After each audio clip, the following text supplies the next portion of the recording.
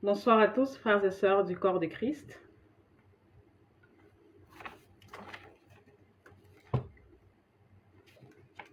Bienvenue à cette émission de Chrétiens, venez, on en parle.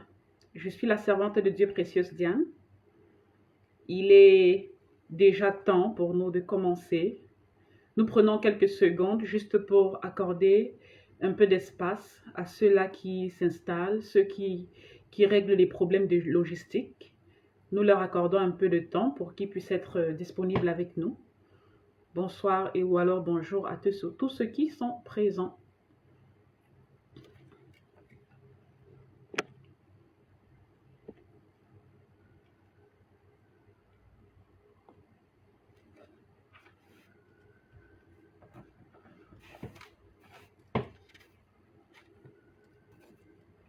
Bonsoir frère Romuald depuis le Cameroun. Bonsoir à vous frère Romuald. Merci encore serviteur de Dieu frère Romuald d'être là pour l'assistance, d'être cet arrière-plan là qui pousse le travail du corps de Christ vers l'avant. Chacun de nous, en fonction de ses talents, a quelque chose qu'il peut donner pour faire avancer le corps de Christ. Et ce qu'on donne n'est pas toujours matériel, ce qu'on donne n'est pas toujours financier. Parfois, on peut donner juste de son temps. Et c'est ce que le frère Romuald, il fait régulièrement. Il met de son temps à la disposition du Seigneur afin que les âmes soient sauvées, afin que les choses avancent. Bonsoir à vous encore, mon frère Romuald. Et que le Seigneur vous fortifie, qu'il vous bénisse, qu'il vous oigne encore plus et qu'il vous accorde encore plus. Vous êtes vraiment ce que l'Éternel dit, un fidèle et bon serviteur pour Jésus-Christ. Et je prie afin que vous restez dans cette lancée-là jusqu'à la fin. Que le Seigneur vous bénisse vraiment.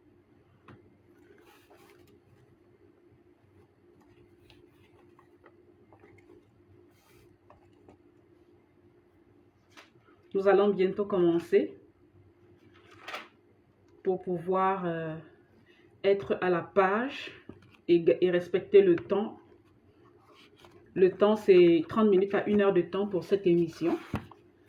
Pour ceux-là qui ont l'habitude d'être avec nous depuis le début, depuis déjà quelques semaines, ils savent que c'est 1 heure de temps. Nous voulons bien respecter ces horaires parce que ceux qui sont dans un fuseau horaire un peu plus décalé, ils doivent se préparer pour aller au lit, il se fait un peu tard, donc je ne voudrais pas abuser du temps.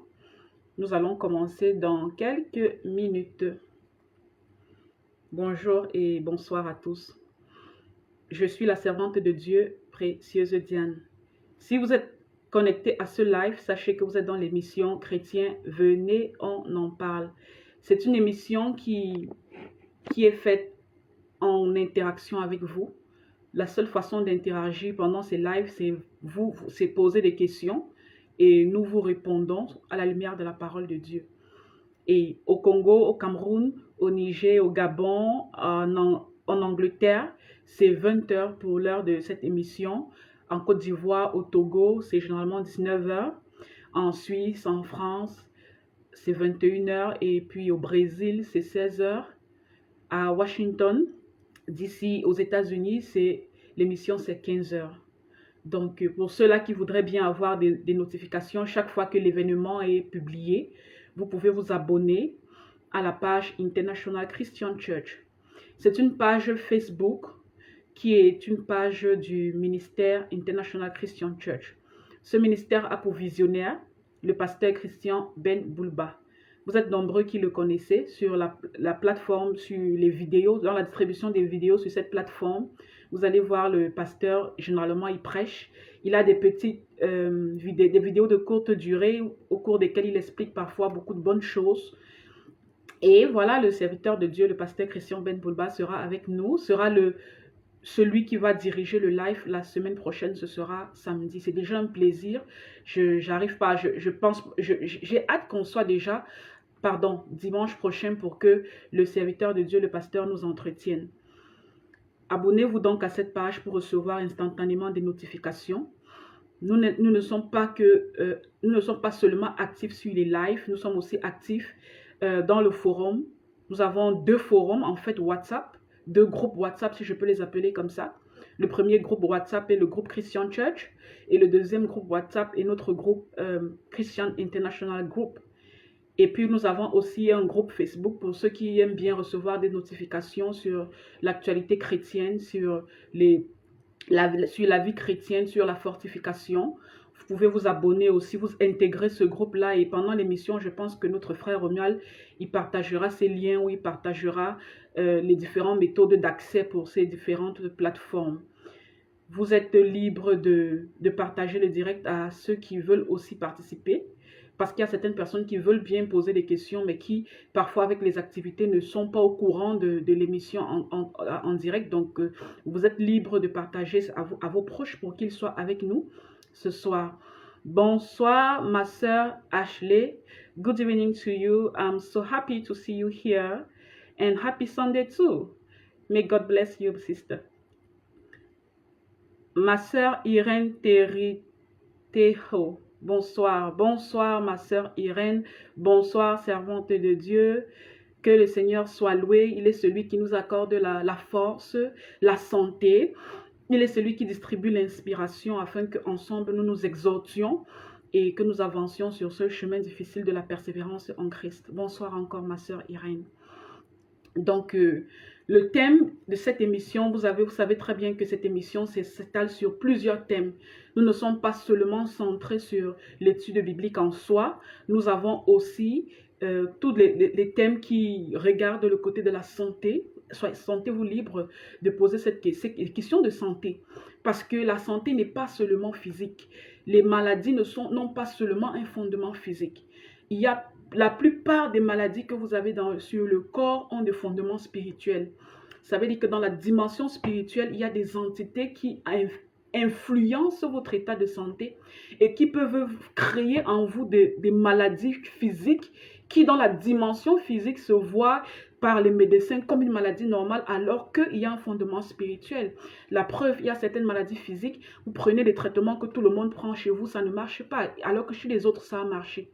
Donc, nous sommes là pour aborder des problèmes de santé. Nous sommes là dans cette émission pour aborder des problèmes de société, parce qu'il y a beaucoup de gens qui parfois ont des événements et des circonstances dans la vie du quotidien et puis ils voudraient bien savoir, à la lumière de la parole de Dieu, qu'est-ce que ça veut dire ou comment devrions-nous réagir. Donc, pour tous ceux-là qui ont des problèmes, des faits divers, cette émission vous concerne. Pour ceux-là, c'est une émission aussi qui parlera de problèmes de mariage. Nous savons tous que beaucoup de personnes ont fait les erreurs dans le choix des conjoints. Et lorsqu'on a fait une erreur dans le choix des conjoints, on a un fardeau que l'on porte jusqu'à sa mort. Parce que la Bible nous dit très bien que le seul motif de divorce, c'est l'infidélité. Donc nous sommes là aujourd'hui pour donner des conseils à ces jeunes hommes, ces jeunes femmes qui sont soit dans la lancée du mariage, soit qui sont déjà engagés et qui voudraient bien de bons conseils pour affermir leur vie de couple et avancer sans le tracas du quotidien, sans les maux de tête et tout ce qui va avec. Donc nous sommes là pour parler du relationnel, nous sommes là pour parler des professionnels, même des finances. Il y a des gens qui doivent prendre des décisions concernant leurs finances, concernant leur compte en banque, concernant les placements financiers, mais ils veulent prendre des décisions comme des chrétiens. Ils veulent prendre des décisions à la lumière de la parole de Dieu. Donc nous sommes là pour que le Seigneur nous bénisse par sa grâce avec la sagesse que tout le monde peut recevoir en demandant au Saint-Esprit. Le Seigneur peut orienter les uns et les autres pour l'avancement de ces décisions financières-là. Tous les sujets, vous êtes libre de les aborder. Et comment est-ce que vous les abordez? C'est des questions. Shalom ma sœur Valérie, vous êtes fidèle. Bienvenue à vous ce soir. Comment est-ce que vous pouvez poser vos questions, frères et sœurs? Vous pouvez poser les questions là, maintenant, si, comme vous voyez, certaines personnes sont en train d'écrire le bonjour, le bonsoir. De la même façon, vous posez des questions là, et je pourrais, par la grâce de Dieu, je vais récupérer la question et puis répondre dans l'immédiat. Vous pouvez aussi poser vos questions à travers les commentaires YouTube. Et beaucoup de personnes, en plus, la plupart des questions, en fait, je me suis rendu compte, elles me viennent de YouTube, de notre famille de YouTube, sur les chaînes YouTube qui sont intéressées, ils ont des questions. Vous pouvez aussi poser sur ce plateau-là. Et aussi, il y a le numéro de téléphone du ministère. Vous pouvez poser des questions à travers ce numéro et nous allons venir ici avec les réponses. Les questions peuvent être posées même sur votre vie personnelle et vous décidez que les réponses soient faites dans l'anonymat. Oui, je peux venir ici avec un sujet personnel si vous me donnez vous me donnez votre accord et je maintiens dans l'anonymat juste pour que la réponse que je vous donne puisse bénir aussi les autres, peut-être qui traversent le même problème. Donc voilà, la plateforme est la vôtre, c'est vous qui guidez l'émission et qui guidez cet avancement. Il est déjà début de l'émission passé de 10 minutes, nous allons donc commencer par la grâce du Seigneur. Merci à tous ceux qui ont pu être là. Bonsoir au pasteur Christian Ben Boulba, le visionnaire de ce ministère. S'il n'est pas encore là, je sais qu'il sera là parce que nous avons parlé de cela quelques minutes, donc il va se connecter sûrement d'un moment à l'autre. Bonsoir à tous, frères et sœurs, et mettons tout sous le contrôle du Saint-Esprit afin que nous puissions avancer ensemble dans cette exhortation et trouver pour chacun une consolation par rapport aux problèmes que nous avons. Je vais commencer comme à l'habitude à répondre à la question d'une sœur. La sœur, c'est la sœur Denise. La sœur Denise a posé une question sur Facebook. Elle a posé cette question en rapport avec la dernière émission, vous vous souvenez, on a parlé de la nouvelle naissance, on a parlé du baptême et on s'est un peu attardé sur ce domaine-là. Donc, la sœur Denise pose la question de savoir, servante de Dieu, est-ce normal de faire la prière du salut plusieurs fois? Cette question est tellement belle. Elle est tellement belle parce que c'est une question primordiale pour l'avancement de l'Église. C'est une question primordiale. Dans la question du salut concerne et met en relief l'âme, met en relief la perdition éternelle. Donc des questions pareilles, c'est toujours bien de savoir comment avoir les réponses qui pour être sûr que, quelles que soient les décisions que nous prenons sur terre, qu'on ne soit pas en train de jouer avec notre âme, qu'on ne joue pas avec le salut.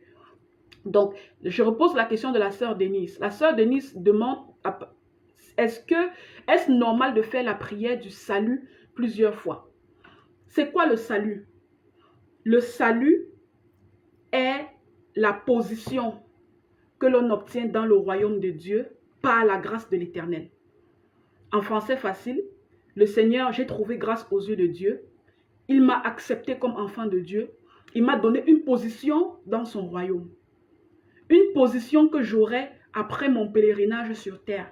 Lorsque mes jours seront comptés, le Seigneur me ramènera à lui et je serai assise à la droite de Dieu avec le prémisse des ressuscités. C'est ça le salut. Quand la sœur demande est-ce que c'est normal de faire la prière du salut plusieurs fois, ça veut dire que la sœur sous-entend déjà qu'il y a une prière du salut. Pour ceux qui sont un peu confus, je vais expliquer c'est quoi la prière du salut. Ce que la sœur entend par la prière du salut, c'est juste la confession de foi. Confession de la bouche que Jésus-Christ est notre Seigneur et Sauveur et croyance dans le cœur qu'il est mort et qu'il est ressuscité pour nous et pour sauver nos péchés. Puisque la Bible nous le dit, si tu confesses de la bouche et si tu crois du cœur, tu seras sauvé. Donc ce salut-là, à travers cette confession-là, sont inclus dans la procédure de la nouvelle naissance. Donc quand tu nais de nouveau, avec cet esprit qui est agréable et qui devient un esprit à l'image de Dieu, tu as un salut. Tu as une place réservée au ciel qui t'attend déjà, puisque la nouvelle naissance, c'est une grâce. C'est le Seigneur qui nous donne ça. Il n'y a aucune œuvre qu'on puisse faire de nos mains sur terre qui puisse nous donner accès ou garantie au ciel. On est sauvé par grâce. Donc, quand on se convertit, on a sa nouvelle naissance, on obtient notre salut. Est-ce qu'on peut donc avoir plusieurs nouvelles naissances? Parce que c'est un peu ça la question de la sœur. Est-ce qu'on peut faire plusieurs fois la prière du salut? Est-ce qu'on peut avoir plusieurs fois la nouvelle naissance? Est-ce qu'un bébé, maintenant dans la dimension humaine et physique, est-ce qu'un enfant peut naître plusieurs fois? Est-ce que tu peux naître du ventre de ta maman? Tu fais ton parcours sur terre. Quand tu te rends compte que tu as gaffé ou bien tu te rends compte que ce n'est pas la vie que tu aurais aimé, tu retournes encore dans le ventre de maman pour renaître encore et avoir un nouveau départ. Est-ce que c'est possible humainement? Parce que le spirituel transcende sur le naturel. Est-ce que dans le naturel c'est faisable? Ce n'est pas faisable dans le naturel. Maintenant, est-ce que dans le spirituel, ce sera faisable? Non. C'est pour ça qu'il y a ce qu'on appelle la fausse nouvelle naissance et la vraie nouvelle naissance. Certaines personnes pensent qu'ils sont nés de nouveau, alors qu'ils ne sont jamais nés de nouveau. Parce que la nouvelle naissance n'est pas dans ce que tu dis avec ta bouche. La nouvelle naissance se regarde et se reflète dans ton état d'esprit. Se regarde et se reflète dans les actes du quotidien. Tu peux pas dire je suis né de nouveau. Et tu es en train tu es confortable dans le vol. Puisque quand tu nais de nouveau, parce que tu es scellé par le Saint-Esprit, tu reçois le fruit du Saint-Esprit et tu peux exprimer ce fruit-là. Comment donc peux-tu voler? Comment peux-tu faire du mal à autrui? Comment peux-tu pratiquer concernant le péché et tu te déclares être né de nouveau? Donc à la question, est-ce que c'est normal de faire la prière du salut plusieurs fois? Non, ce n'est pas normal. Je vais vous partager un petit témoignage. Nous étions en train de faire avec une équipe, c'était en août, c'était en peut-être petit février, mars. J'étais dans une campagne de sensibilisation ici et nous sommes arrivés dans une communauté homosexuelle, une communauté transsexuelle. Pourquoi est-ce que je me suis retrouvée dans cette communauté pour cette séance d'évangélisation? C'est parce que l'endroit qui avait été ciblé par le ministère, c'était un endroit de refuge, on avait les shelters. Donc dans ces refuges-là, on devait aller partager les soins de base, un peu de nourriture, un peu de médicaments, ces petites choses qu'on peut utiliser pour le quotidien. Et puis on partait surtout transmettre la parole de Dieu. Je rencontre un transsexuel qui est là, c'est un homme mais qui a commencé déjà sa chirurgie de transformation, mais qui, je ne sais pas comment, s'est retrouvé à la rue, c'est un sans-abri. Et ce homme laisse là devant moi avec son foulard et ses cheveux qu'il lançait par ici, lançait par là. Quand je commence à lui parler de la parole de Dieu, il me dit, don't worry, il me dit, ne t'inquiète pas pour moi. Moi, j'ai été déjà sauvé 3 fois. Je dis, waouh. Et je demande à ce monsieur pour m'expliquer un peu comment vous avez été sauvé 3 fois. Il me dit, en 85, j'ai été sauvé, je me souviens, je faisais tête que j'ai été sauvé. J'ai encore été sauvé, c'était en 95, je faisais tête que j'ai été sauvé. Et je lui dis la 3e fois, il me dit, non, c'était récemment, il y a de cela 3 mois, 4 mois, j'ai encore été sauvé. Mais ce que cette personne ne comprend pas, tu ne peux pas être né de nouveau dans le processus de la nouvelle naissance en ayant l'assurance de ton salut et tu es toujours transsexuel. Tu ne peux pas être né de nouveau, tu as été sauvé et tu réussis toujours à faire des rapports sexuels homosexuels. Ça veut dire que les gens comprennent mal ce qu'on appelle la nouvelle naissance et sont confortables dans la vie du péché parce qu'ils pensent qu'ils ont déjà été sauvés. Et ça veut dire que pour certaines personnes, être sauvé 10, 5, 15 fois, c'est comme un prestige, c'est comme un trophée qu'ils s'accrochent. Or, quand on est sauvé, quand on est né de nouveau, d'un esprit innocent, d'un esprit pur et agréable à Dieu, les choses anciennes sont passées. Et tout ce qu'on fait, c'est pour la gloire de Dieu. Tout ce qu'on fait, c'est l'application des commandements de Dieu sans gêne et sans difficulté. Parce que c'est ça qui vient avec la nouvelle naissance. Je vais, ma sœur Denise, vous donner, ouvrez votre Bible dans le livre d'Hébreux au chapitre 6 au verset 4. Voilà ce que la parole de Dieu dit. Car il est impossible que ceux qui ont déjà été éclairés une fois ou alors qui ont déjà goûté le don céleste, il est impossible que ceux qui ont eu le Saint-Esprit et qui ont goûté à la bonne parole de Dieu et les puissances du siècle à venir et qui sont tombés soient encore renouvelés et amenés à la repentance. Ça parle du salut, plus qu'ils crucifient pour leur part le Fils de Dieu et l'exposent à l'ignominie. L'ignominie veut dire la honte. Ça veut dire que Hébreu, l'auteur du livre d'Hébreu nous précise ici qu'il est impossible, il n'a pas dit il est difficile, il est impossible pour toi qui a déjà goûté au Saint-Esprit, c'est-à-dire qui a déjà eu ta nouvelle naissance, que lorsque tu sois tombé, que tu sois encore ramené de nouveau à Christ, parce que une fois unique où tu es venu à Christ, c'était ces jours-là où tu l'avais accepté comme Seigneur et Sauveur, et il a manifesté l'œuvre de la croix dans ta vie. Mais Jésus a été crucifié une fois. Jésus n'avait pas été crucifié 4 fois, 5 fois. Donc lorsqu'il a manifesté et accompli l'œuvre de la croix dans ta vie pour que tu naisses de nouveau, ça veut dire que tu as méprisé la grâce qu'il t'a donnée, tu es retourné dans ton vomi, tu es retourné dans les choses du monde et tu as espoir que tu reviendras encore une deuxième fois. On va encore crucifier Jésus une deuxième fois. Oh, il y a des gens qui vivent comme ça. Toute leur vie, ils vont crucifier Jésus une fois de plus encore, une fois de plus encore. Parce qu'ils méprisent la grâce. L'Hébreu dit, il est impossible pour ceux-là qui soient tombés, qu'ils soient encore de nouveau ramenés à la repentance. Ça veut dire que maintenant, je vous dis, il y a une différence entre un chrétien qui est né de nouveau, qui est déjà dans le processus de la nouvelle naissance, et qui est dans l'apostat. Ce chrétien est différent de celui qui a carrément régné Jésus. Or, un chrétien, ma soeur Denise, si aujourd'hui vous traversez des situations difficiles, vous commencez à être un peu refroidi dans votre vie de prière. Vous tombez même un peu dans le péché. Vous recommencez même à pratiquer certains petits péchés et tout. Non pas à pratiquer, à tomber dans le péché avec beaucoup de facilité. Vous recommencez. On va dire que vous êtes une chrétienne qui est dans l'apostasie. Ça veut dire que vous êtes dans une période de votre vie chrétienne où vous êtes froide. Et pendant ce temps-là, la flamme de l'esprit est en train de progressivement s'éteindre, mais elle est encore présente. Parce que tous les jours, il est là pour vous rappeler, reviens, reviens. Fais comme le fils prodige, ne t'éloigne pas trop, reviens, reviens. Donc, tu es toujours né de nouveau, tu as tes faiblesses dans ton parcours, mais tu n'es que dans l'apostat. Et un apostat peut revenir facilement à Christ. Mais une personne qui perd son salut, c'est une personne qui est née de nouveau, qui un matin s'est levé, il a dit, Jésus, je n'en veux plus. Jésus, je ne veux plus avoir à entendre parler. Il retourne dans l'homosexualité, il retourne dans les meurtres, il retourne dans le vol. Tout ce qu'il avait confessé sincèrement dans la procédure de la nouvelle naissance, il renie ça. Comme la Bible dit, le chien est retourné à son vomi. Et le porc s'est vautré dans le boubier. Il retourne dans les choses du passé. Et là, maintenant, il perd son salut. Il perd son salut, pourquoi? Parce que les gens n'ont jamais compris que le bic de Dieu a une gomme. C'est pour ça que l'apôtre Paul disait que je cours pour atteindre le but. Il veut garder l'assurance de son salut parce que tant que tu es vivant, tu peux perdre ce salut-là. Non pas parce que tu l'as acquis, parce que tu méritais. Tu l'as acquis par la grâce de Dieu. Mais si tu n'arrives pas à valoriser cette grâce-là, si tu n'arrives pas à comprendre la grâce et la mort de Jésus sur la croix pour changer tes voies, ça veut dire que à un moment donné, tu vas perdre ce cadeau que Dieu a mis entre tes mains.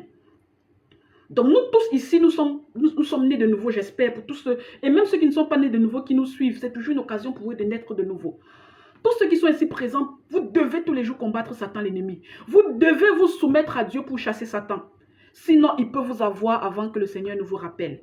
C'est pour ça que certains chrétiens continuent d'aller, certains ex-chrétiens continuent d'aller dans le séjour de mort. Parce qu'ils ont bien commencé, mais ils ont mal fini. Et c'est la fin d'une chose vaut mieux que son commencement. Donc oui, ma sœur Denise, on peut perdre son salut. Et à la question, est-ce normal de faire la prière de salut plusieurs fois? Non. Le salut est sacré. Quand on a eu la nouvelle naissance, le Seigneur nous a accordé le salut. Tu entres dans le processus de découragement, tu deviens un apostat, le Saint-Esprit continue de t'appeler, tu refuses de venir, tu persistes, tu finis par sortir, tu perds ton salut. Donc, on doit rester éveillé et travailler dans l'application de commandements de Dieu, puisque la Bible dit ils ne sont pas difficiles. Ce n'est pas moi qui dis, c'est la Bible. Moi, je sens que parfois c'est difficile, mais la Bible dit ils ne sont pas difficiles. Donc, on ne peut pas la faire plusieurs fois. Et aussi, vous allez vous rendre compte, ceux qui cherchent par exemple la délivrance, quand on commence la procédure de préparation à la délivrance, on leur demande de confesser certains péchés qu'ils avaient oublié de confesser. On leur demande de se repentir. Mais on ne fait pas de prière de salut avec eux. Parce que ce ne sont pas des gens qui viennent pour chercher Jésus. Ils ont déjà trouvé Jésus. Ils sont déjà sur le chemin avec Jésus. Ils ont juste des liens qu'ils veulent briser pour continuer d'avancer. Là, c'est différent. Donc, ils n'ont pas besoin de prière du salut. C'est déjà des enfants de Dieu. Ils ont juste besoin d'être délivrés des prisons dans lesquelles ils se retrouvent. Ma sœur Denise, merci pour la question. J'espère que chacun de vous, ou bien ceux qui avaient aussi la même question, ont trouvé peut-être réponse et satisfaction par rapport à ça. Aujourd'hui, je voudrais aborder un thème. Il y a plusieurs personnes qui nous posent cette question-là sur les rêves et tout. Et je voudrais un peu parler de ça par la grâce de Dieu. Si on peut parler un peu des rêves, si on peut aborder le sujet des rêves. Nous tous, nous rêvons. Les rêves concernent les chrétiens et les païens. Nous tous, nous rêvons. Pourquoi est-ce que nous tous, nous rêvons? Parce que toutes les créatures humaines sont faites de corps, d'âme et d'esprit. C'est quoi dans le rêve? Le rêve donc est la représentation de la dimension humaine, est la représentation dans la dimension humaine d'un événement vécu dans la dimension spirituelle. Je répète, le rêve est la représentation dans la dimension humaine d'un événement qui a été vécu dans la dimension spirituelle. Pourquoi est-ce qu'il y a des événements qui sont vécus dans la dimension spirituelle? Parce que quand vous vous endormez, vous êtes fatigué. Dieu a construit le monde et a créé les êtres humains de telle sorte que chacun puisse dormir. Qu'est-ce qui dort? L'esprit ne dort pas. L'esprit reste éveillé 24 heures sur 24, 7 jours sur 7. L'esprit est à l'image de Dieu. Ce qui dort, c'est le corps de chair, le sang qui dort. Le corps de chair, puisqu'on dit que l'âme est dans le sang, c'est ce corps de chair qui s'endort. Mais l'esprit restera toujours éveillé jusqu'à l'enlèvement de l'église, jusqu'à la résurrection, parce que l'esprit est éternel. Et la seule façon pour Dieu, l'esprit n'est pas éternel entre guillemets, l'esprit est perpétuel. Et la seule façon pour Dieu de détruire les esprits, c'est de les jeter dans le feu qui ne s'éteint pas, qu'on appelle l'enfer, dans le feu de la guéhenne. Parce que les esprits de Satan ne peuvent pas être détruits simplement. L'esprit des démons déchus ne peuvent pas être détruits simplement. Dieu va les ramasser tous après la guerre d'Armageddon et la guerre de Gog et Magog. Il va les jeter dans l'enfer, le feu qui ne s'éteint point. C'est ce feu-là qui aura la capacité de destruction de l'esprit.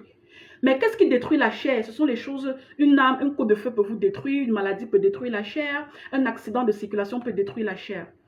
Et donc, les gens qui ne seront pas sauvés, leur esprit sera détruit aussi dans le feu de la guéhenne. Mais ceux qui seront sauvés, la Bible dit dans le livre de l'Apocalypse, qu'ils auront accès aux fruits de l'arbre de la vie éternelle. L'agneau va leur donner accès aux fruits de l'arbre de la vie éternelle. Et ils seront donc des esprits éternels vivant dans la Jérusalem céleste, dans les trônes, dans la présence du Seigneur. Donc, l'esprit que vous avez, l'esprit que moi j'ai, parce que je dis toujours, je suis un esprit qui possède une âme qui vit dans un corps. Si donc je suis un esprit, quand je dors, mon corps dort, mais mon esprit reste éveillé. Et il est éveillé dans des dimensions spirituelles. Des dimensions dans lesquelles mon corps, ma conscience n'a pas accès. Mais cet esprit-là a accès. C'est pour ça que quand l'esprit fait certaines choses dans la dimension spirituelle, pour ceux qui sont calmes, quand ils se réveillent le matin, ils se souviennent de ce que l'esprit a fait dans la dimension spirituelle. Certains ne se souviennent pas. Donc, on va parler des rêves aujourd'hui. Les rêves qui sont la représentation dans la dimension humaine d'un événement vécu dans la dimension spirituelle. Et l'esprit donc qui est éveillé, qu'est-ce qu'il fait dans la nuit quand vous dormez? Vous saurez donc exactement parce qu'on va entrer dans les détails. En entrant dans les détails, nous allons nous poser donc la question de c'est quoi les types de rêves. Il y a 3 types de rêves. Parce que je reçois tout le monde des messages des gens qui sont derrière moi. Ma soeur précieuse Diane, je voudrais que vous m'aidiez à interpréter un rêve. Je voudrais que vous m'aidiez à interpréter un rêve. Non, on n'interprète pas tous les rêves. Parce que tous les rêves ne sont pas des songes. Tous les rêves ne sont pas des expressions du subconscient. Et tous les rêves ne viennent pas de Satan. On interprète uniquement certaines catégories de rêves. Donc, on va entrer dans les détails et chacun va se retrouver dans une des catégories. Les 3 types de rêves. Rêve, que vous entendez rêve là, c'est ce que nous entendons dans le jargon du quotidien. Mais en fait, les rêves dans la généralité, il y a 3 catégories. Le premier qui n'est pas un rêve, qui est plutôt ce qu'on appelle un songe. C'est ce qu'on dit, c'est un rêve. Vous voyez, je mets rêve entre guillemets. Un songe, c'est un rêve qui vient de Dieu. Un songe, c'est une manifestation divine, une révélation divine. C'est ça la première catégorie. Donc, c'est un message ou c'est une apparition divine. Et vous allez voir dans la Bible, par exemple dans le livre de Nombres au chapitre 12, verset 6, vous allez voir, on vous dit que la parole de Dieu nous confirme bien que écoutez bien mes paroles. Parce que lorsqu'il y aura parmi vous un prophète, c'est dans une vision que l'Éternel, je me révélerai à lui et c'est dans un songe que je lui parlerai. Donc Dieu utilise les songes pour parler à ses enfants, pour parler à ses serviteurs. Il se révèle dans ces songes-là et il leur parle. Exemple, la parole de Dieu nous dit que Dieu lui-même apparut en songe à Abimelech. Abimelech était le roi philistin qui avait détourné Sarah. Vous vous souvenez tous? Est-ce que c'était Sarah, la femme d'Abraham? Et il n'avait pas encore eu les rapports sexuels avec elle, mais il l'avait prise pour femme parce qu'elle a fait comme d'habitude. Elle a menti que Abraham était son frère. Elle n'a pas dit qu'Abraham était son mari. Donc, quand le Seigneur a voulu parler à Abimelech, parce qu'il était quand même un homme bien, le Seigneur voulait le prévenir, parce que le Seigneur pouvait aussi le frapper comme il avait fait à Pharaon. Il a frappé Pharaon et toute sa maison. Mais Abimelech, comme c'était un homme qui était bien, le Seigneur s'est dit, ok, je préviens Abimelech pour qu'il puisse quand même s'en sortir dans cette affaire-ci. Donc, Dieu a apparu à un songe à Abimelech. La Bible nous le précise. La Bible aussi nous précise que un ange du Seigneur a apparu à Joseph pour lui dire, prends Marie comme ta femme. L'enfant qu'elle porte a été conçu par la vertu du Saint-Esprit. Donc ça, c'est un songe. L'ange de l'Éternel t'apparaît. L'Éternel lui-même peut t'apparaître. Et il a fait à beaucoup de personnes dans le songe. Il a fait à Jacob quand il était couché à Bethel. Donc ça, c'est un songe. Maintenant, c'est quoi les chrétiens d'aujourd'hui? Certains chrétiens ont des messages de Dieu qui viennent comme des songes. Mais quand ils se réveillent le matin, le problème, c'est l'interprétation. Le problème parfois n'est pas de recevoir le songe. Le problème c'est l'interprétation et la signification derrière le songe. Donc ça c'est le premier type de rêve, les songes. Deuxième type, ce sont les désirs du subconscient. Le subconscient c'est un terme peut-être qui peut être fort pour certaines personnes. Je vais traduire ça de façon que ce soit un peu léger pour d'autres personnes. Tout ce qui est dans ton subconscient, c'est quelque chose qui est dans ta tête mais dont tu n'as pas accès. Vous voyez, tout ce que j'ai dans ma tête et dont je suis consciente, tous les événements qui se passent, tout ce que j'ai dans la mémoire, j'ai accès à ma mémoire, j'ai accès à ma conscience, j'ai accès à ma réflexion, c'est ma conscience. Maintenant, il y a une autre dimension dont je n'ai pas accès. Mais cette dimension-là peut m'envoyer des messages ou des visions ou des informations quand je dors. D'où est-ce que ces informations sortent? Ils sortent de mon subconscient. Dans le subconscient, c'est cette partie du cerveau-là qui emmagasine des choses dont on n'a pas forcément conscience. Et maintenant, comment est-ce que le subconscient révèle les informations qu'il emmagasine? Il les révèle dans les rêves quand on dort la nuit. Ça veut dire que ce rêve ne vient pas de Dieu. Dieu n'a pas son affaire là-dedans. Ça ne vient pas non plus de Satan, ça vient de nous-mêmes. Dans cette partie dont nous n'avons pas accès 24 heures sur 24, qu'on appelle le subconscient. Je vous donne des exemples pour que vous compreniez de quoi je parle. Précieuse Diane, en période d'été, a peut-être vu un glacier et puis elle ne pouvait pas aller prendre une glace parce qu'il faisait très chaud. Elle ne pouvait pas partir prendre une glace peut-être parce que l'emploi de temps n'était pas bien. Et puis finalement, je suis allée au travail, mais j'ai tellement voulu sucer cette glace. J'ai tellement pensé à cette glace. Bon, à la fin, je me suis dit, c'est pas grave, peut-être un autre jour. Dans la nuit, quand je dors, je rêve que je suis en train de sucer la glace. Ça ne vient pas de Satan. Ça ne vient pas de Dieu. C'est ce désir intense qui a été nourri et développé dans mon subconscient, que lorsque je m'endors, le subconscient libère cette information et l'envoie dans ma conscience. Et quand je me réveille, j'ai conscience que j'ai rêvé d'une personne, j'étais en train de sucer la glace. Mais parce que je suis enseignée, parce que j'ai le discernement, je sais que c'est ce désir intense qui n'a pas été satisfait ou assouvi que mon organisme a poussé dans la dimension de la connaissance ou du conscient. Et dans les rêves qui viennent du subconscient, il y a beaucoup de vanité. Ecclésiaste dit, car s'il y a des vanités dans la multitude des songes, il y en a aussi dans beaucoup de paroles. Songe dont Ecclésiaste parle ici, c'est ce que nous on appelle tout le temps rêve. Vanité, c'est quoi? Tu trouves une fille sur le chemin de la route, tu commences à la convoiter parce qu'elle est habillée de façon un peu nudique. Mais tu ne peux pas parce que tu n'as pas accès à cette femme. La nuit, quand tu dors, tu vas rêver que tu es en train de toucher cette femme ou de flirter avec elle. Ça ne vient pas de Satan, ça ne vient pas de Dieu. Ça vient de tes propres désirs refoulés qui étaient cachés dans le subconscient et que lorsque tu dors, le subconscient les pousse et te l'amène à la dimension consciente pour que tu aies conscience de ça.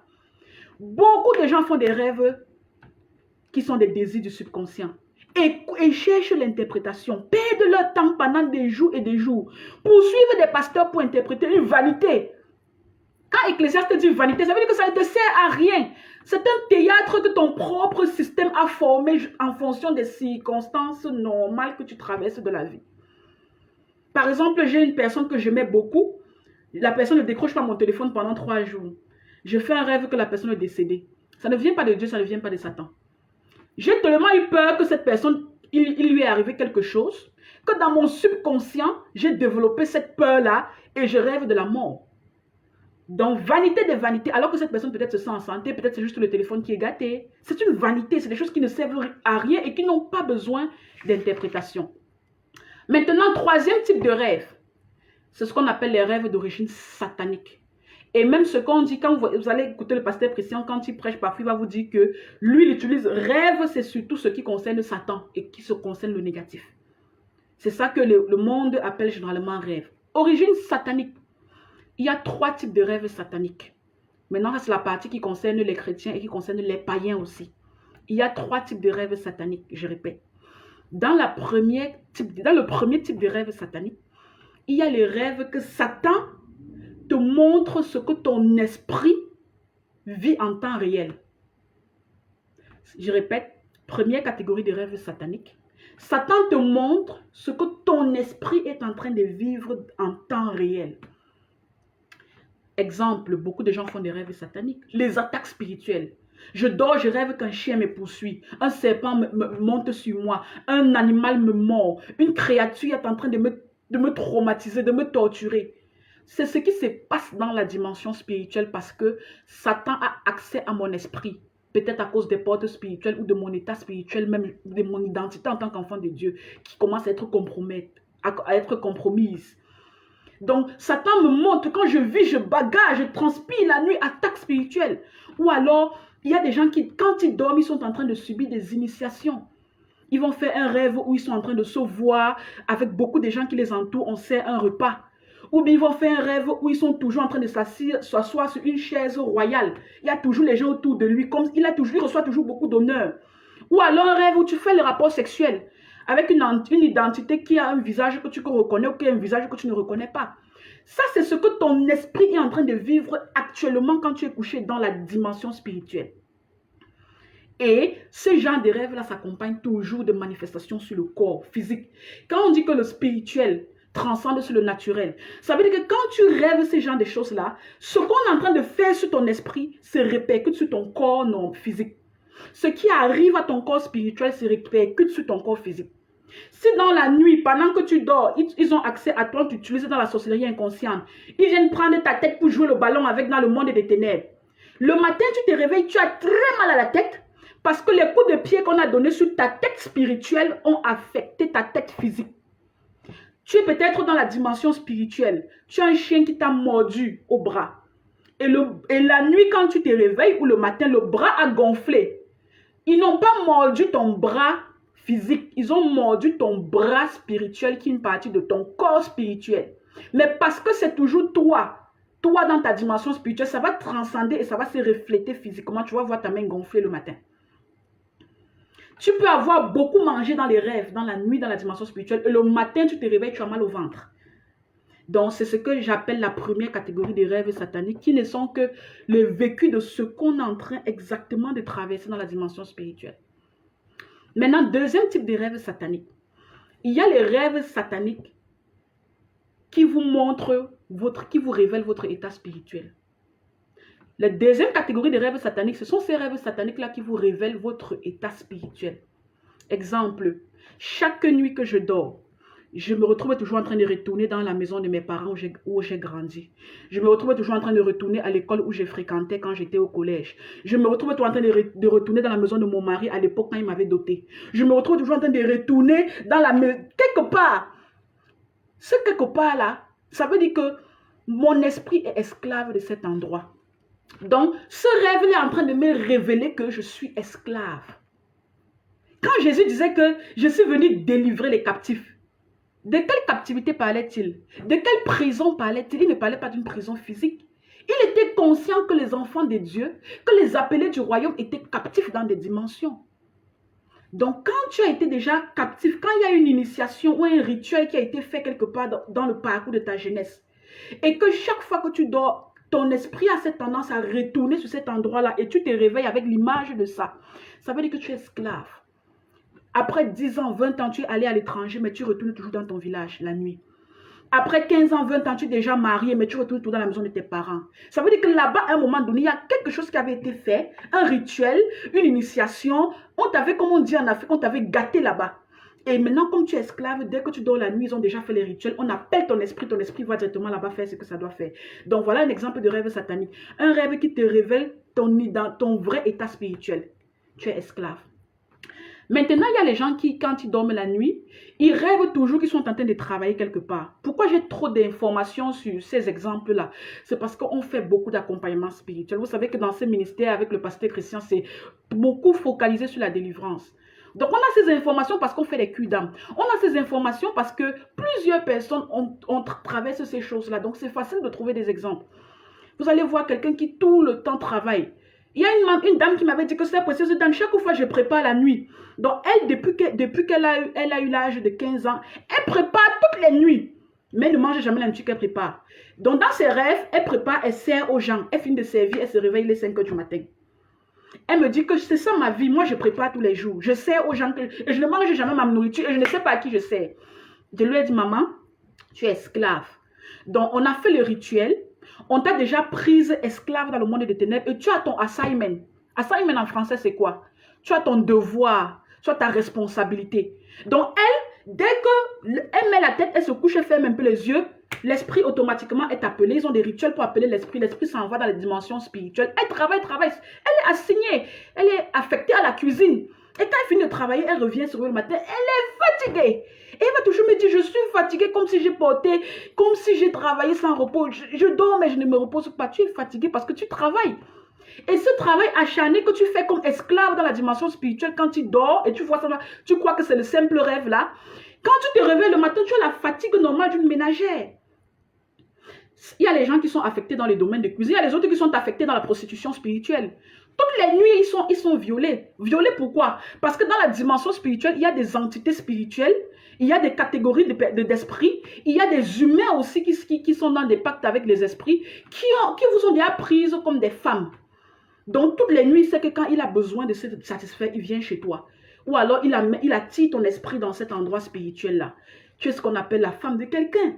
Tu es une femme de quelqu'un qui a soit un mari de nuit, ou alors tu es l'homme de quelqu'un, le mari de quelqu'un qui a une femme qu'on appelle femme de nuit. Pourquoi mari de nuit, femme de nuit? Parce que c'est les entités impures qui n'opèrent que dans la nuit quand le corps de chair dort et l'esprit est éveillé.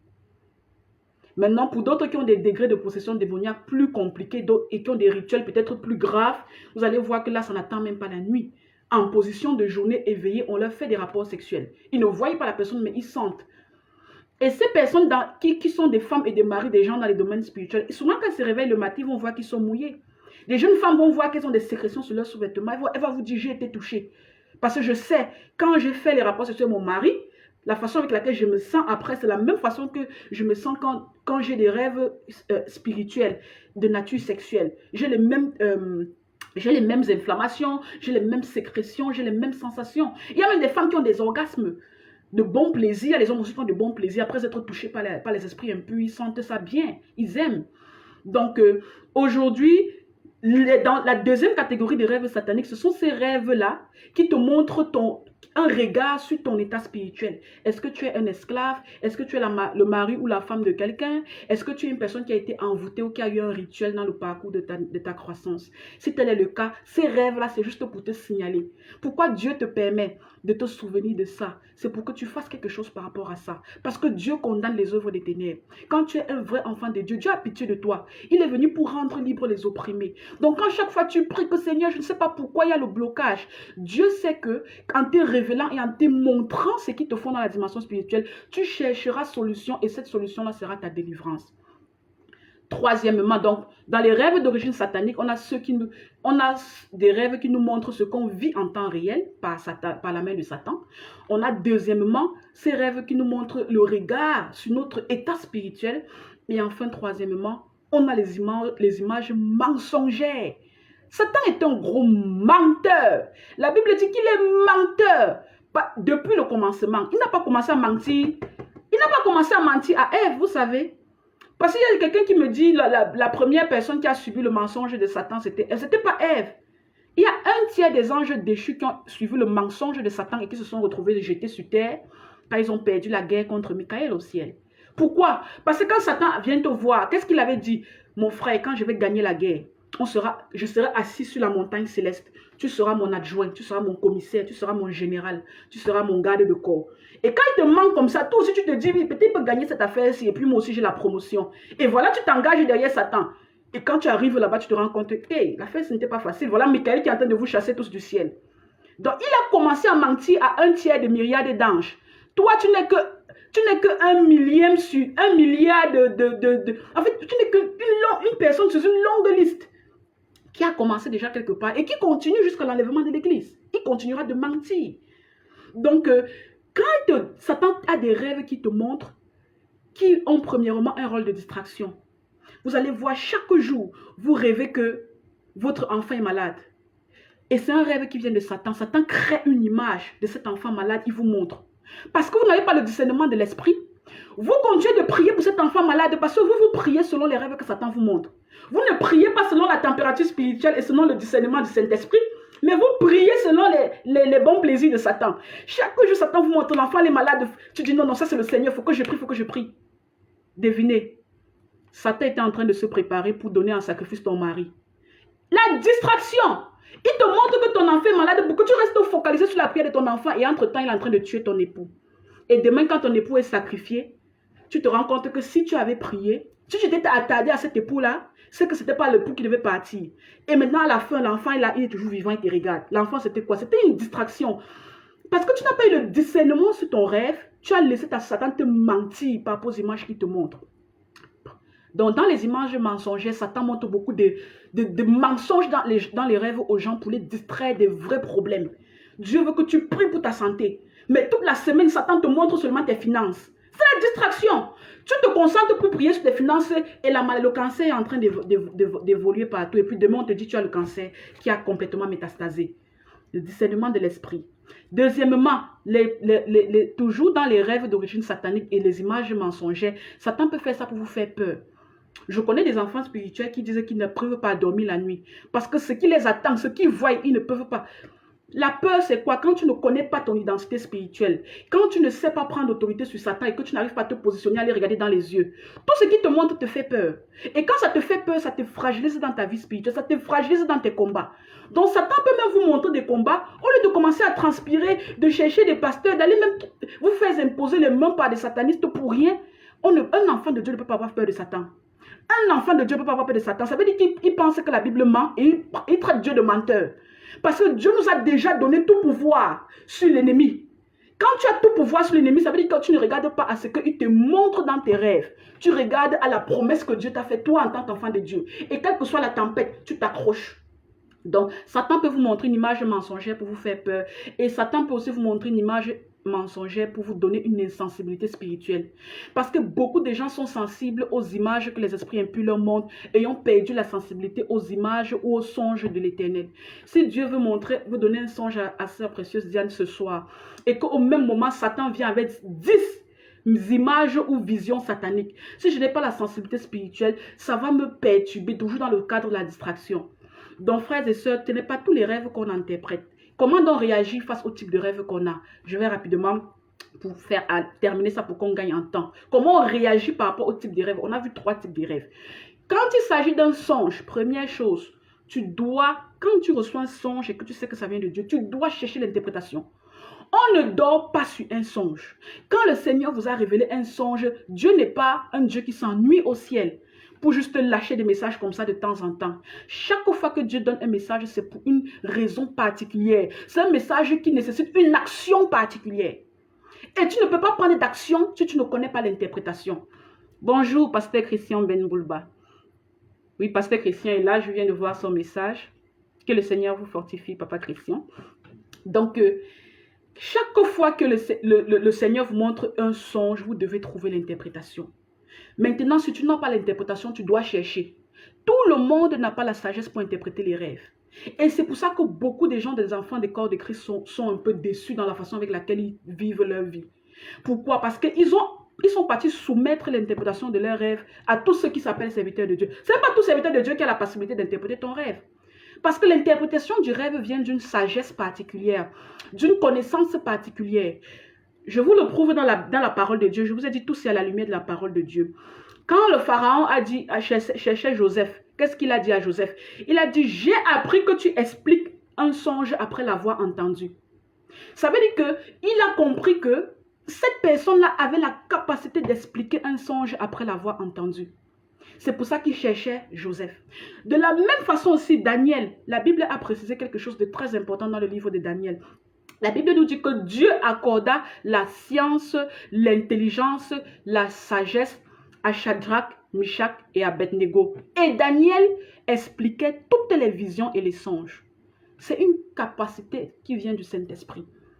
Ce n'est pas parce que c'est toi qui reçois le songe que ça veut dire que c'est toi qui as la capacité d'interpréter. Dieu peut te donner le songe et l'interprétation au même moment.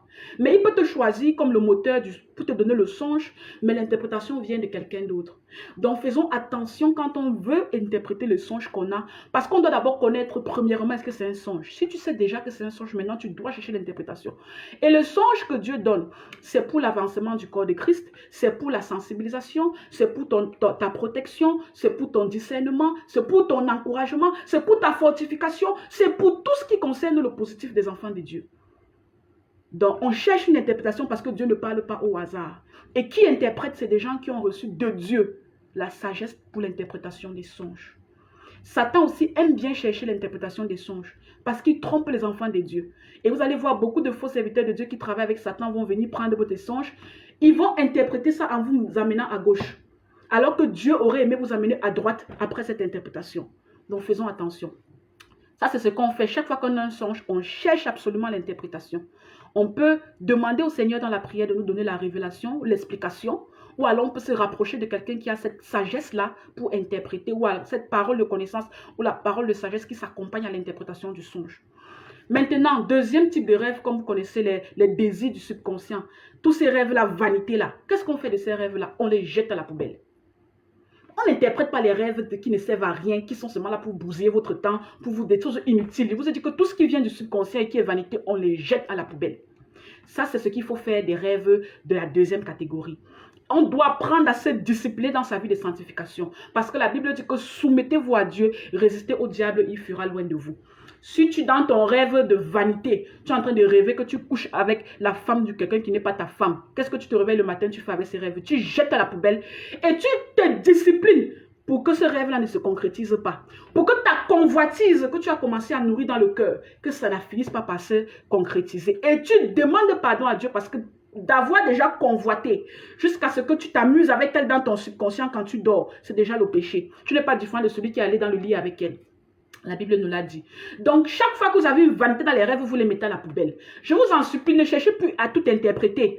Discernez d'abord quel type de rêve vous avez avant de presser les gens pour qu'on vous fasse l'interprétation. Et vous allez voir, il y a des gens qui contactent dans le ministère. J'ai un rêve. La personne commence à me parler. Mais je dis stop, jette ça à la poubelle. La personne va penser que je suis vilaine ou bien que je suis difficile comme servante de Dieu. C'est parce que dans le discernement, je sais déjà que c'est vanité. Ne me perds pas le temps avec la vanité, il faut mettre à la poubelle. Par contre, si ce rêve que tu es en train de raconter, c'est un songe, je vais t'écouter jusqu'à la fin, je vais te dire oui, ça c'est important. Il faut que vraiment le Seigneur nous parle par rapport à ça. Et si c'est quelque chose qui est satanique, le Seigneur a permis que ce soit exposé pour une raison et ça on saura. Arrivons donc dans les rêves sataniques. Que faisons-nous avec les rêves sataniques? Nous avons vu les rêves sataniques qui nous montrent le vécu de ce que le miroir de ce que notre esprit vit et traverse à un moment donné. Qu'est-ce qu'on fait de ça? Prière de combat spirituel. Chaque fois que vous vous réveillez le matin et que vous venez de sortir d'une attaque spirituelle, d'une couche de nuit, d'un rêve d'initiation, d'un repas nocturne, d'un rêve où on vous arrachait vos finances et tout, vous devez automatiquement faire la prière de combat spirituel parce que vous devez chasser avec le combat, chasser les esprits impurs. Vous devez restaurer ce que l'ennemi a gâté. Vous devez réparer ce que l'ennemi a gâté. Vous devez réclamer ce que l'ennemi a arraché. Vous devez détruire ce que l'ennemi a sémé. Et vous devez s'aimer ce que l'ennemi a détruit. C'est obligatoire, combat spirituel, dès qu'on a un rêve qui nous montre une attaque vivante. Maintenant, lorsqu'on a un rêve qui est juste le regard de son état spirituel, c'est-à-dire qu'un rêve qui nous montre qu'on est un esclave, qu'on est un mari, une femme de quelqu'un dans la dimension spirituelle, qu'on est utilisé dans le monde spirituel, dans la sorcellerie inconsciente pour faire des choses. Dès qu'on est au courant de ça, qu'est-ce qu'on fait? Délivrance, c'est tout. Tu cherches ta délivrance. C'est quand tu seras délivré que le rêve va s'arrêter.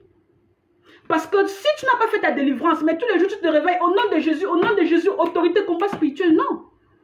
Tu es esclave, il faut que tu sois affranchi. Et pour être affranchi, il y a un protocole de délivrance à suivre. Donc, tu ne peux pas faire une prière de combat spirituel alors que tu es toujours enchaîné.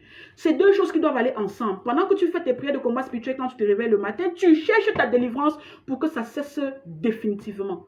Parce que les prières de combat spirituel peuvent calmer ça, ces genres de rêves-là pour un temps. Mais ça refera toujours surface s'il n'y a pas la délivrance. Et il y a beaucoup de gens qui ont ce genre de rêves-là parce qu'ils ont des possessions démoniaques, parce qu'ils ont des alliances familiales, parce qu'ils ont des envoûtements. Dans la troisième catégorie maintenant, ce qui concerne les rêves, les images de mensonges que Satan dérange les gens avec, là, les images de mensongères. Qu'est-ce qu'on fait des images de mensongères? Qui sont des distractions, qui sont des choses pour nous éloigner de la sensibilité du Saint-Esprit. On les ignore. On les jette à la poubelle, de la même catégorie que les rêves de vanité. Donc, frères et sœurs, ça c'est ce que je voulais, par la grâce du Seigneur, échanger, partager avec vous. Le pasteur Christian est là, il me suit. Donc, je profite encore pour vous annoncer, dimanche prochain, c'est l'homme de Dieu qui va vous entretenir pour le live. L'émission sera Chrétien, venez, on en parle avec le serviteur de Dieu, le pasteur Christian. Donc, ça c'est le résumé de ce que il y a à savoir concernant les rêves. Frères et sœurs, chrétiens, païens, le rêve a une signification, mais tous les rêves n'ont pas de signification. Et demandez la sagesse du Saint-Esprit, ayez le discernement pour pouvoir savoir à chaque fois qu'est-ce qui nécessite une interprétation, qu'est-ce qui nécessite une prise en charge et quelle est la prise en charge. Sœur Valérie, vous dites que lorsque nous sommes affranchis, c'est alors que nous sommes libres. Bien sûr, quand on est affranchi, on a les liens qui sont brisés, on a les menottes qui sont scellées, on a les portes de prison qui sont ouvertes et on est libre. Libre veut dire qu'on n'a plus, l'ennemi n'a plus d'influence sur nous. C'est tout ce que ça veut dire. Donc, frères et sœurs, je peux parler aujourd'hui à quelqu'un qui, au son de ma voix, n'a pas encore donné sa vie au Seigneur Jésus-Christ. À cette personne-là qui n'a pas encore été, qui n'est pas encore appelée enfant de Dieu. Je veux qu'au son de ma voix, que cette personne-là reconsidère ses choix et qu'il puisse venir à Christ, qu'il puisse se présenter pour que l'Éternel fasse quelque chose de lui, pour que l'Éternel lui accorde la grâce du salut. Je veux parler aujourd'hui, je vais utiliser pour vous fortifier ce soir, frères et sœurs, rapidement pour qu'on se sépare, dans le livre de Marc au chapitre 4. Là, c'est lorsque le Seigneur était dans la tempête, traversait la tempête avec ses disciples. Le Seigneur Jésus leur dit, allons, passons de l'autre bord. Quand il a fini de prêcher, il a fini de faire beaucoup de miracles, il a guéri les malades, il a nourri les foules, il a demandé à ses disciples, venez, on va passer de l'autre bord. Le Seigneur Jésus, quand vous lui donnez votre vie, il vous invite à passer de l'autre bord. Il vous invite à quitter cet endroit où vous avez traîné trop longtemps, à quitter cette vallée pour vous retrouver de l'autre bord. Mais qu'est-ce qui t'attend de l'autre bord? À l'autre bord, qu'est-ce qui t'attend pendant cette traversée-là? La Bible dit dans le livre de Marc, il s'éleva un grand tourbillon et les flots se jeta dans la barque où il se trouvait et la barque a commencé à se remplir. Mon frère, quand Jésus t'invite à passer de l'autre bord, ma soeur, quand tu donnes ta vie à Jésus, il y aura toujours le tourment, il y aura toujours les flots, il y aura toujours les tribulations, il y aura la maladie, il y aura les tentations, il y aura les persécutions. Satan va toucher tout ce qu'il peut dans ta vie. S'il ne te prend pas dans le spirituel, il t'attend dans la maladie. Si ce n'est pas la maladie, il t'attend dans tes finances. Si ce n'est pas les finances, c'est le mariage. Il y aura toujours quelque chose. Donc on dit, il s'éleva un grand tourbillon. Mes frères et sœurs, quand le tourbillon s'est élevé, ce n'est pas parce que Jésus n'était pas là. La Bible nous précise que Jésus était dans le bateau, parce que c'est lui qui les a invités à passer de l'autre bord. Pour ceux qui ne sont pas très familiers avec leur Bible, là, l'autre bord, c'était quoi? Jésus est en train d'exercer, de faire son ministère en Galilée. Il a voulu traverser le lac de Galilée, la mer de Galilée pour se retrouver de l'autre côté, pour aller continuer de prêcher. Et pendant qu'il était présent avec ses disciples, il y avait les tourbillons. Pendant qu'il était présent, les flots commençaient à s'agiter. Il était présent, la barque voulait se renverser. Jésus est présent dans ta vie, c'est pour ça que tu as les problèmes. C'est ce que certaines personnes se disent, c'est parce que j'ai Jésus que j'ai les problèmes. Quand je n'avais pas Jésus, je n'étais pas comme ça. Non, tu as Jésus, tu as les problèmes. Tu as Jésus, tu as les flots. Tu as Jésus, tu as la tempête. Tu as Jésus, il est là, il regarde, il est témoin de ce qui se passe. Il n'est pas aveugle, il n'est pas sourd. Il est là dans ton bateau avec toi. Toi aussi, tu es dans un bateau spirituel dans lequel tu es en train de vouloir traverser pour aller de l'autre bord avec Jésus. L'autre bord, c'est quoi pour toi? C'est la Jérusalem céleste. L'autre bord pour toi, c'est quoi? C'est le paradis céleste. L'autre bord pour toi, c'est quoi? C'est le trône de Dieu. L'autre bord pour toi, c'est quoi? C'est la présence de l'Éternel. Et puis maintenant, la Bible nous précise toujours dans ce livre de Marc-là que la barque se remplissait déjà. Et maintenant, ils commençaient à s'agiter tous. Ils partaient, ils sont tous allés pour réveiller Jésus. Et lui dit, ne t'inquiètes-tu pas de ce que de ce que nous périssons. Beaucoup de gens aujourd'hui demandent à Jésus dans leur prière, ne t'inquiètes-tu pas de ce que la maladie me tue. Ne t'inquiètes-tu pas de ce que ma famille se détruit. Ne t'inquiètes-tu pas de ce que mes finances chancellent.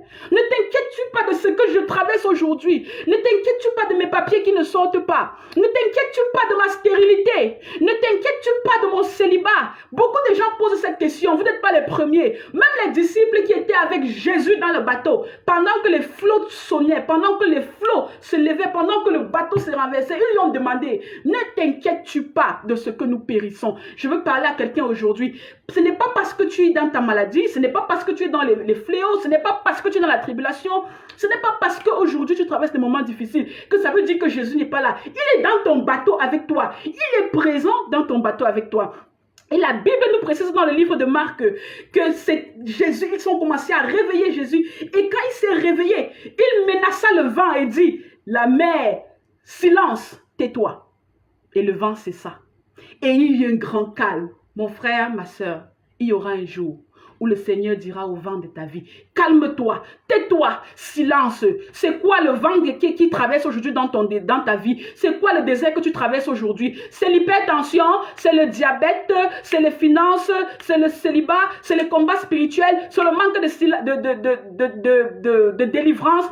Quel que soit ce que tu as, Jésus est avec toi dans ton bateau. Et il arrivera un jour, il va dire silence, tais-toi, et le vent va se calmer. Il dira silence, tais-toi, et le vent va cesser. Mais si tu ne t'accroches pas, tu te décourages maintenant, tu ne seras pas témoin lorsque Jésus prendra autorité dans ta vie pour dire tais-toi. Si aujourd'hui tu te décourages, tu renies la foi, tu ne seras pas témoin lorsque Jésus dira vent, tais-toi et calme-toi. Et ce jour arrivera. Il l'a fait avec les disciples, il l'a fait avec toi bien dans le paravent. Souviens-toi d'où tu viens. Souviens-toi de ce que l'Éternel a fait pour toi dans les bons moments de ta vie. Souviens-toi de ce que Dieu a fait pour toi quand tu étais jeune. Pourquoi quand nous traversons les situations dures, nous oublions de se souvenir de ce que Jésus a fait avant?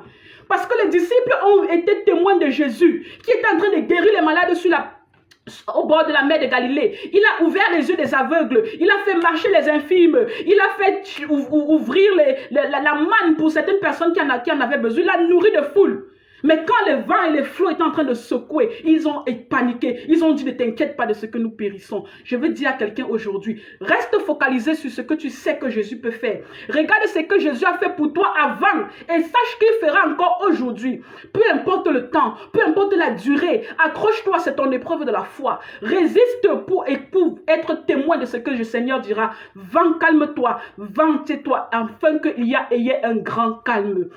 Et à la fin, lorsque la tempête s'est calmée, les disciples ont dit, mais quel est ce type-là? Quel est cet homme-là qui prend même autorité sur les vents? Quel est cet homme-là qui prend même autorité sur la géologie, sur les tempêtes? Je vais répondre à la question de cet disciple. Cet homme-là, c'est Jésus, le Fils de Dieu. Cet homme-là, c'est l'agneau immolé qui est mort pour payer le prix de la rançon.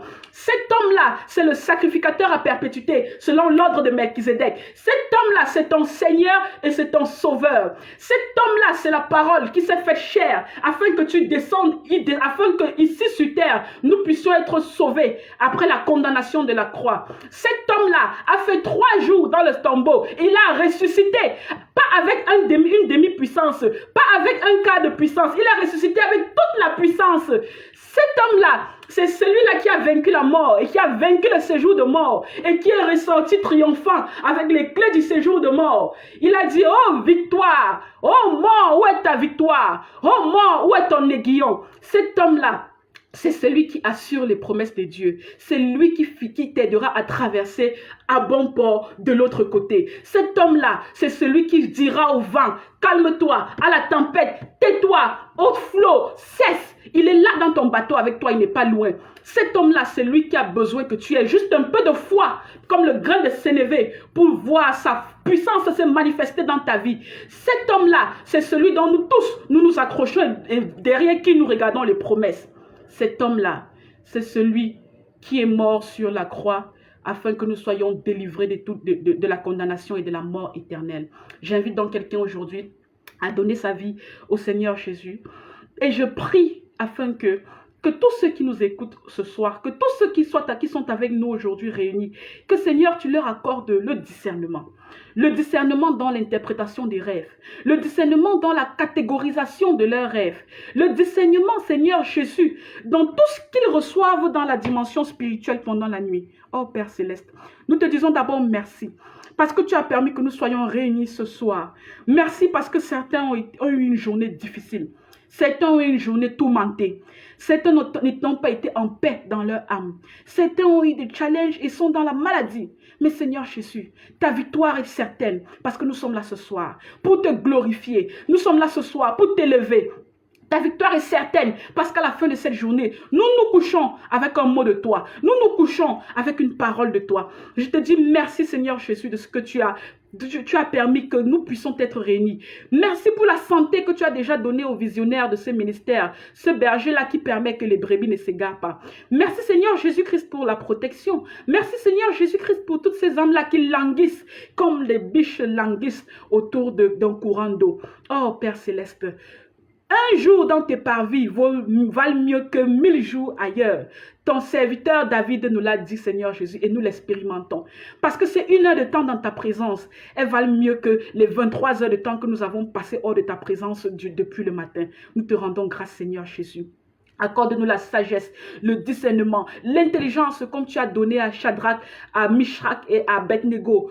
Accorde-nous cette foi-là comme tu as donné aussi à ces 3 hommes qui sont restés dans la fournaise ardente et qui n'ont pas eu peur. Ces 3 hommes qui ont refusé de briser le genou devant l'idole de Babylone. Ces 3 gens qui ont accepté de vivre la tribulation, les tempêtes et qui ont laissé la gloire de l'Éternel exploser devant la Babylone entière. Et ils ont vu la gloire de l'Éternel, car il y avait un 4e homme dans la fournaise de feu. Il y avait un 4e homme dans la fournaise de feu. Je parle à quelqu'un ce soir pour te dire que dans les problèmes que tu traverses, il y a un homme qui est à côté de toi que tu ne vois pas. Il y a un homme que Satan voit. Comme le roi de Babylone était en train de voir le 4e homme et demander à ses serviteurs, mais qui est cette personne-là qui est dans la fournaise de feu avec eux? Mais ce n'était pas 3 personnes qui avaient été mises là-bas. Pourquoi il y a une 4e personne? Cette 4e personne-là, c'est toi, Jésus, le Sauveur. Je parle aujourd'hui à quelqu'un afin qu'il comprenne que dans la maladie, dans les tribulations, dans les inquiétudes, dans la mort, dans les finances,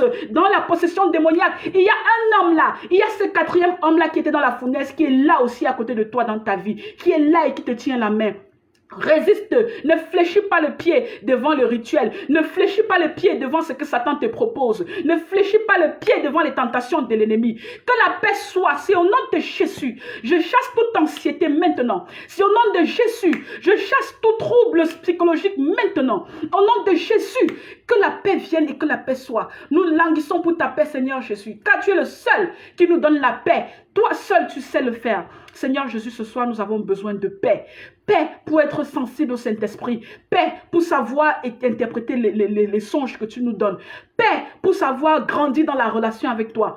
Paix pour pouvoir avancer dans les tribulations du quotidien. Et paix pour tenir ferme dans la foi malgré les flots, malgré les vents, malgré la tempête. Car il viendra un jour où tu diras calme-toi, tu diras tais-toi, tu diras be still. Seigneur Jésus, je te dis merci. Merci parce que tout ce que nous demandons, nous savons avec assurance que tu as déjà accompli. Merci pour le moment. Merci pour ta parole. Merci pour le dévouement. Que ceux-là qui sont aujourd'hui devenus des apostats, je te prie Seigneur Jésus de relever, de rallumer en eux la flamme de ton Saint-Esprit afin qu'ils puissent être le sel qui est la saveur de la terre.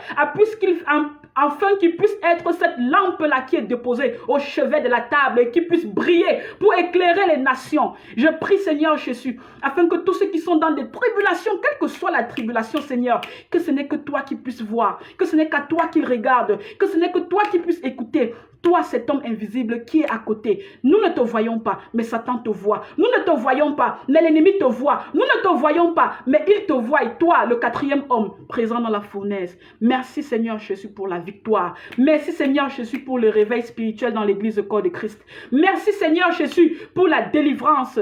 Merci Seigneur Jésus pour la santé. Et merci Seigneur Jésus parce que tu me demandes d'accepter, de supporter, de persévérer et de traverser la tribulation. J'accepte avec joie, Seigneur Jésus, aussi longtemps que tu es à mes côtés, aussi longtemps que tu sortes ta houlette et ton bâton dans cette vallée de l'ombre de la mort. Que la paix soit, Seigneur Jésus, toi l'Éternel qui ne manque point dans le salut, l'Éternel qui ne manque point, le rocher sur lequel on s'appuie. Merci Seigneur Jésus. Et c'est en ton nom précieux, Seigneur Jésus-Christ de Nazareth, que nous t'avons confié tous ceux qui sont présents ce soir et que nous avons prié. Shalom à tous et merci à tous ceux-là qui nous ont suivis ce soir. Que la paix de l'Éternel soit votre partage. Les chrétiens auront toujours des problèmes, nous aurons toujours des problèmes. Lorsque un problème est fini, le deuxième est là. Parfois, ils viennent 2 à 2, parfois, ils viennent 3 à 3. Parfois, ils signalent, les problèmes signalent, parfois, ils ne signalent pas. Mais nous ne devons pas nous attarder dessus. Parce que même les problèmes de la vie, c'est la distraction. Remettons tout ça entre les mains de Jésus. Restons fermes, restons décisifs dans le Dieu qu'on a choisi. Restons engagés dans la marche chrétienne qu'on a commencée. Et nous sommes arrivés déjà trop loin pour faire marche arrière. Nous sommes déjà arrivés trop loin pour lâcher en chemin. Tenons-nous et supportons pour arriver à la destination et que la paix de l'Éternel encore soit votre partage. Shalom à tous. Bonsoir au pasteur Christian et à la prochaine.